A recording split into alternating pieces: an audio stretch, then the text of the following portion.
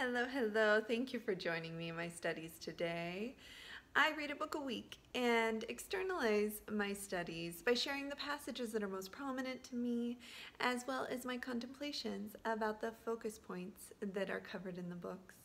This week I'm reading from The Wisdom of Compassion by His Holiness the Dalai Lama and Victor Chan. Who do you extend your compassion to? Do you draw a line somewhere? Anywhere? How do you decide where to draw that line? Does the line move? Do you ever draw a line where you wish you hadn't? Withdrawing compassion, perhaps from a loved one that you typically would hope to give your compassion to? Have you examined what caused you to do so in that moment? What conditions are required for us to extend our compassion to a person or a group of people? And where then does the rubber meet the road between those that we will extend our compassion to and those we won't?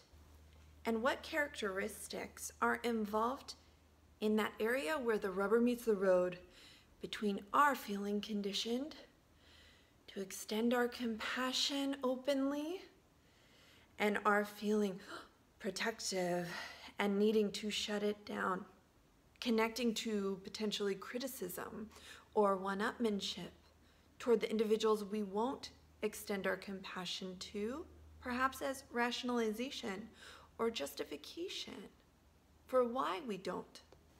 It is integral to our experience of happiness that we actively engage in the mapping that will expand our circle of recipients of our compassion to include all. Without further ado, I'll get to today's readings. Enjoy. Victor Chan is a trustee and founding director of the Dalai Lama Center for Peace and Education.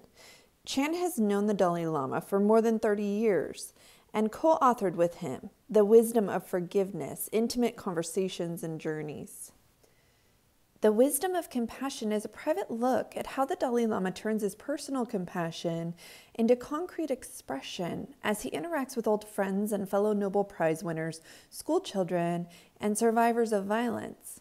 From small interactions with a sick child to a lofty philosophical discussion with a preeminent group of global thinkers, the Dalai Lama approaches the world with delight, hope, and compassion.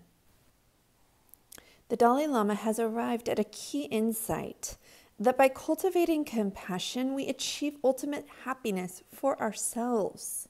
He calls this wise selfish. Page 1. Genuine compassion is based not on our own projections and expectations, but rather on the rights of the other, irrespective of whether another person is a close friend or an enemy. As long as that person wishes for peace and happiness and wishes to overcome suffering, then on that basis we develop a genuine concern for his or her problems. If you want others to be happy, practice compassion. If you want to be happy, practice compassion. Page 9. The Dalai Lama's main message is that our goal in life is to be happy. And he says that the path to happiness is through practicing compassion. He says, all the people, even if they are hostile, are living beings like me, who fear suffering and want happiness. They have every right not to suffer and to achieve happiness. That thought makes us feel deep concern for the well-being of all others. It is the basis of genuine compassion. Page 11. External circumstances are not what draw us into suffering. Suffering is caused and permitted by an untamed mind. The appearance of self-defeating emotions in our minds leads us to faulty actions. The naturally pure mind is covered over by these emotions and troubling conceptions. The force of their deceit pushes us into faulty actions, which leads inevitably to suffering. We need, with great awareness and care, to extinguish these problematic attitudes, the way gathering clouds dissolve back into the sphere of the sky. When our self-defeating attitudes, emotions, and conceptions cease, so will the harmful actions arising from them. Page 21. "Hello, first time," he said to the 30-odd children. "You may not have met me before, but without introducing one another, we know each other. We're same human being." Page 26.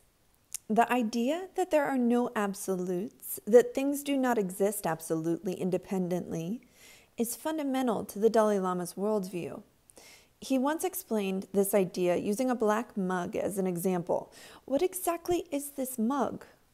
We're seeing color, shape, but if we take away shape, color, material, what is mug? Where is mug? This mug is a combination of particles, atoms, quarks, but each particle, not mug. The same can be said of everything, including yourself.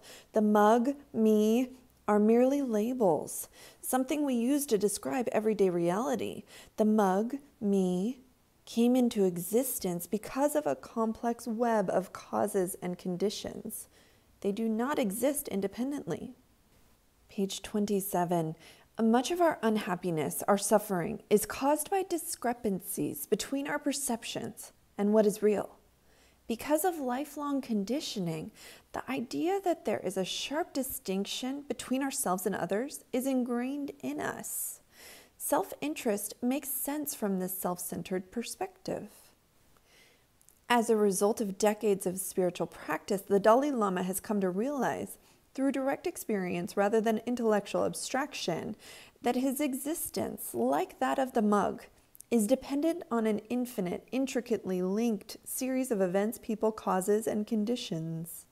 He believes that there is a fundamental interconnectedness between people, and between people and things. He has no doubt that his interest and your interest are inextricably connected." Page 28, this is quoting the Dalai Lama. "Compassion causes positive transformation within our bodies. Through that way, healing takes place." The Dalai Lama said to me on another occasion, "It is important to consider others at least as important as ourselves. This is essence of spirituality. Extending compassion to others does not mean self-sacrifice, something that benefits only others. It is not like tax or burden loaded onto our shoulders. This is mistake. Think about it from your own experience. If you feel compassion, you also feel stronger determination. Whether this attitude brings benefit to others, not sure, but you can for sure feel better."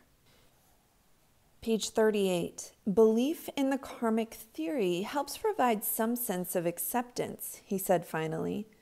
"In Buddhism, karma means cause and effect, suffering unavoidable. It is something we have to deal with. Accepting the situation decreases anxiety. Acceptance gives peace of mind." Page 47. "I wanted to know why we get the angriest at those we're in love with," Eve said.